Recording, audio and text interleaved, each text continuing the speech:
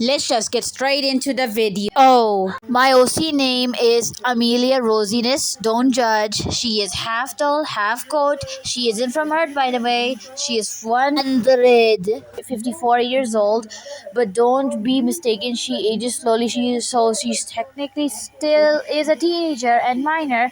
She is like 230 centimeters tall. She got two moms, one in the army and the other one is a housewife. Well, technically her other mom is ex-military, wasn't it? She likes fashion and dressing pretty, likes drawing, sewing, knitting, and dressing up, styling hair and clothes, etc. She has a somewhat fierce and straightforward attitude, and regardless of Asian power dynamics, she is likely to be very straightforward with her opinions. Though she will be somewhat wary against people she fears and respects, like her parents, not out of that type of fear. She has two sisters and one brother. One of them is her twin sister, who she spends most of her time with. Her older sister is in college pursuing a journalism career, while her brother is a fashionista. She views Faris Mayosi as a father figure and a shoulder to cry on without being judged when her parents are around, she views Ikra as a mother figure who's very scary and nonchalant, but pretty protective and caring of the people around her. Since y'all could tell, she is pretty feminine, but on the other hand, still has that fiery personality. To be honest, I think it's pretty stereotypical how very feminine characters are often portrayed with these sweet personalities. I feel like you can still have feminine interest and still be fierce. I mean, I guess that's not very always the thing, but at the same time, I feel like she wouldn't really appear feminine at first, but then you look at her, she's like, oh, she's a brat and feminine. No, she's still like actually somewhat disciplined and knows how to behave, because she has a family from the army. She has a mother from the army. And you could see that I give her two colored eyes, to be honest, which I really like. I also give her these exaggerated lots of eyelashes, which I also really like. I also think that makes her look really pretty. I'm also experimenting with a new art coloring style. From you could see a little more detailed.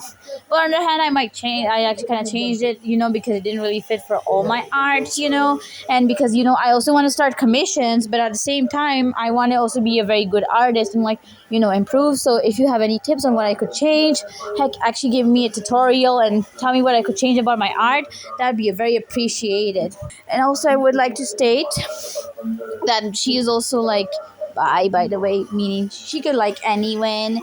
Also forgive my random deep breaths and this sniffing, because I have some nose problems, and also because I actually don't usually write scripts, and this time I did. So in the beginning I was reading it pretty fast, so I could stop doing the stuttering I do a lot.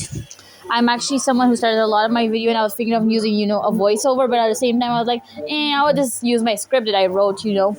I'll be honest though, it did help me in how in not stuttering and expressing my opinions quick.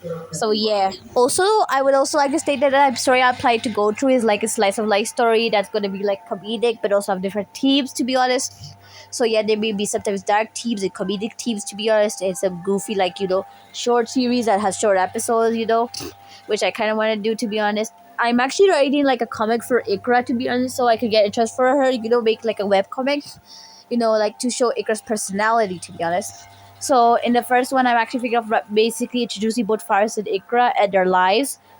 I actually have it started up with Ikra waking up and then, getting to work, and then she's meeting Faris. To be honest, I'm thinking I would make the second episode would be her.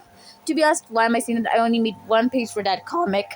But on the other hand, I will try to make more and motivate myself, to be honest. I need to stop being so lazy. I might actually make a separate comic for her, a little bitty one. Very short one with Amna.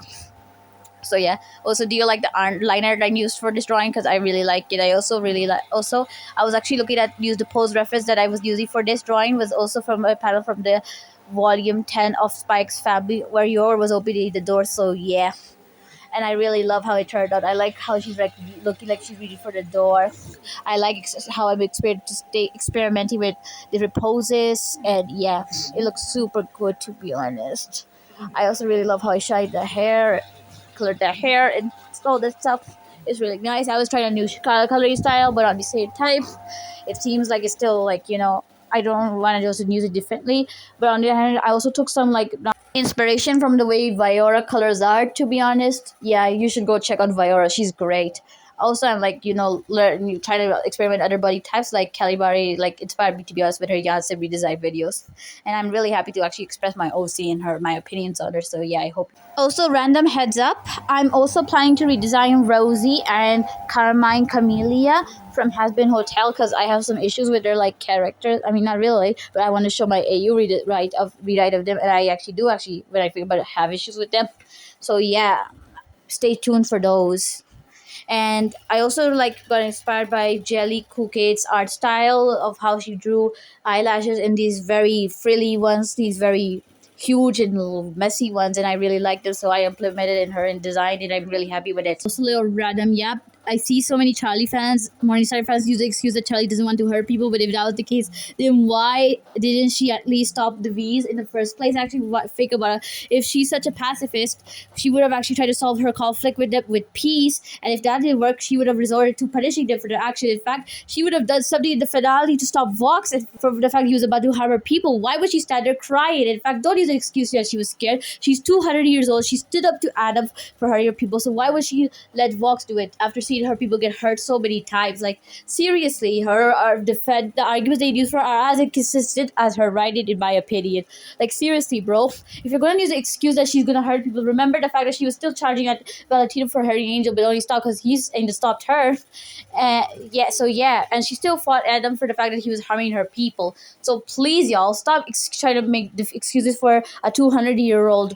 It's also like that's also sexist in my opinion that Charlie does not do anything in the finale, taking agency away from the main character who is 200-year-old, the second strongest person in hell. Like, seriously, bro, make her more like involved in her show at least. Heck, Vaggie even manages to make the like hotel members trust each other more than she had, and Angel even has more important storylines than her. Vaggie gets even more depth in her. In fact, why didn't season 2 or even try to expand her mother's relationship? Why didn't they show any like, why maybe Charlie wants to be like her mother? I heard like maybe explore more why she thinks like that. Maybe she wants to be like her mother, so her mother could come back and see that maybe that would be so great in my opinion. But no, the show doesn't even like solve their daddy issues in one episode, which is pretty awful. In like, guys of the main female characters' daddy issues solved in one episode, that should take time because, and in fact, the show doesn't even do a good job at portraying Lucifer as a bad dad, a neglectful father. It really shows how the Busy Pup's writing, in my opinion, or she does have a crew, to be honest. But at the same time, I have to call out Busy Pup because she never accepts criticism for her show.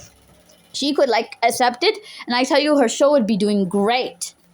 Anyways, I'm like done here, so bye.